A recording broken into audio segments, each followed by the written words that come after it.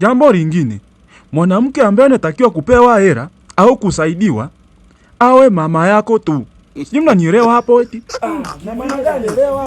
Tena nisikilizeni kabla mjaanza kupiga kelele. Iko hivi. Mwanaume ukiwa huna hela, una chochote, uko choka mbaya, yani ulivyo tu una nguo tu. Wakukubali ni mama yako tu. Lakini hawa viumbe wengine, ukiwa huna hela, una chochote, upo wapeche, rafiki yangu nisikufiche tu, lazima atakuwa na kufananisha na yule anayefunguaga mnyororo shingoni. Ni nani huyo? Mbwa, dogi. Na iko hivyo. Sijui mmenipata hapo? Maana msije mkakurupuka tu, unaombwa hela unafyatua. Unaombwa hiki unafyatua. Lazima uwe na mikazo na misimamo. Mtu ambaye akikuomba hela hata bila kusema sababu yoyote, bila kusema na anunue kipi kwa ajili gani, yani mzingatie sana mama yako. Si mnanielewa hapo? Hapo mwenyekiti, point umeishindilia na msumari mmoja tu na imeingia kweli kweli. Sasa swali langu ni kwamba umesema kiumbe peke yake wa kike ambaye akikuomba hela unatakiwa umpe ni mama yako. Sasa vipi kuhusu wadogo zako, dada zako, au inakuaje hapo? Maana umesema tu azingatiwe mama peke yake. Okay, swali zuri. Sasa hapo nikwambie kitu. Kiumbe yoyote ambaye wa kike atoke kwenye familia yako, astahili kushika chochote. Astahili kushika chochote. Kwa sababu hata kama ukiumwa, mdogo wako au dada yako au anaweza kukuvumilia kwa sababu ni mwana familia. Lakini sio ukoo. Kwa sababu siku hizi hata kwenye ukoo ili uchangie wazo lazima uwe na hela. Lazima uwe na nini? Na hela. Kwa hiyo mzingatie sana mama yako, wadogo zako, dada zako, kwa sababu hao pekee ndo damu pekee wanaweza kukuvumilia ukiwa wapeche, ukiwa tu umebakia na kichwa tu na nguo, una lolote. Kwa hiyo watu wa msingi wa kuzingatia. Si mmenipata hapo? Ndio. Kwa mwenyekiti, kumbe wanaostahili kulamba hela yako au makoto yako ina maana ni viumbe wa kike wanaotoka kwenye familia na sio ukoo. Kwa hapo umetaja kwamba ni mama, dada yako au mdogo wako, kwa inaleta picha fulani hivi. Na umesema kwamba hata kwenye ukoo sasa hivi umesema ukiwa huna hela usikilizwi. Ninataka ufafanue kidogo, kwa nini usizingatie watu wa kutoka kwenye ukoo wengine? Kumenyea mjawe kurogwa na ndugu hivyo hujawahi kusikia wanaukoo wanagombana kisha mashamba, sijui mirathi, nini? Hasa nisikufiche. Mwana familia hasa wa kike wao kidogo ni vigumu kukufanyia mambo ya ajabu kwa sababu wewe ni tegemeo kwako. Lakini kwenye ukoo kuna ule ushindani. Unakuta kuna wanaukoo wanataka wao wafanikiwe ila wewe usifanikiwe. Kwa hiyo muda mwingine kuna kule kurogana, kuwana, kufanyeje. Yaani zingatia familia yako, zingatia familia. Labda kwa yule ndugu yako wa karibu ambaye amekusaidia kwa kila kitu, mtu wa karibu kama mjomba, kama nani. Lakini wengine geuza shingo huku, funika kombe, mwanaharamu apite, zingatia familia, maisha yaende. Si mnanielewa hapo? Ndio.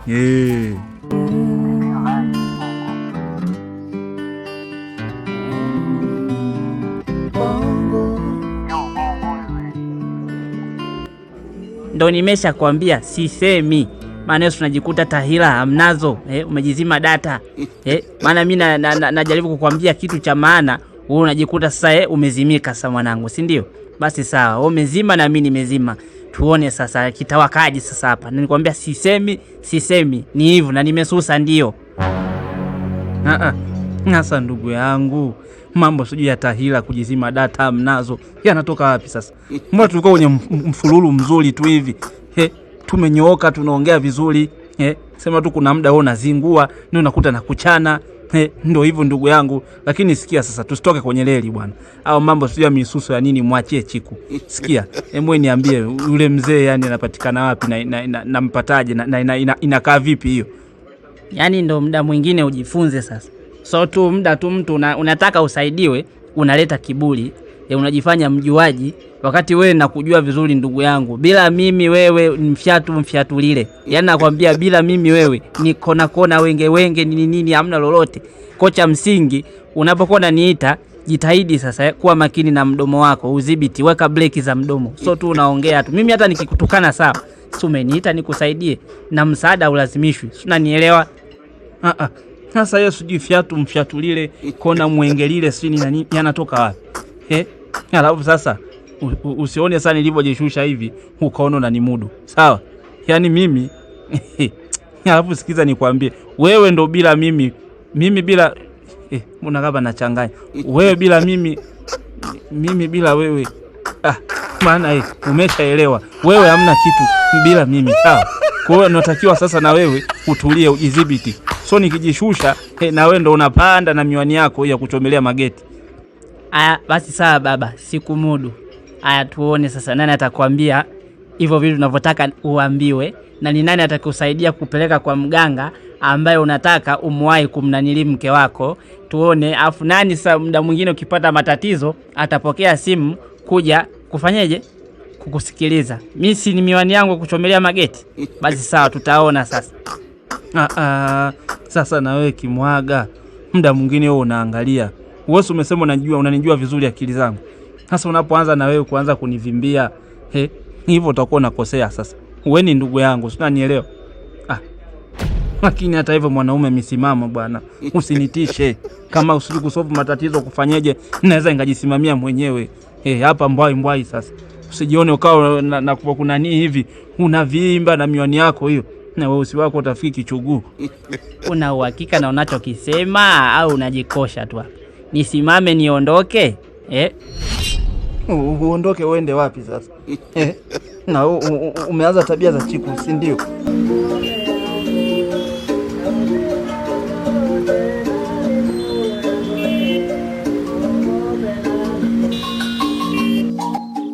Sasa nasema hivi. Yaani siku nione Asajile unatoa miguu yako unaenda kule kunizalilisha. Yaani leo ndio hiyo mwanzo na mwisho. Yaani umeenda kule, umeenda kunitia aibu, umeenda kufakamia machakula ya watu. Ipo siku atakuja kuwekea sumu uje ufe wewe Asajile. Uendelea tu kuendekeza na mama yako. Nakwambia hivyo Asajile. Unisikilize. Sasa mwanzo na mwisho. Nije nikule siku nyingine unajipeleka kwa watu naenda kula. Asajile, siku hiyo nakwambia utanitambua nakwambia Asajile. Sasa baba mimi nimekuelewa. Sasa kwa mfano unasema niacha kwenda kula kwa watu. Sasa unaniahidi chakula kitakuwepo nyumbani. So tunakaa na njaa, halafu nisikie huko chakula kinanukia kwa wenzangu. Halafu mimi nikae tu eti kisa umeniambia ni sina nili. Hapo baba kwa kweli utanisamee. Labda kama chakula kiwepo.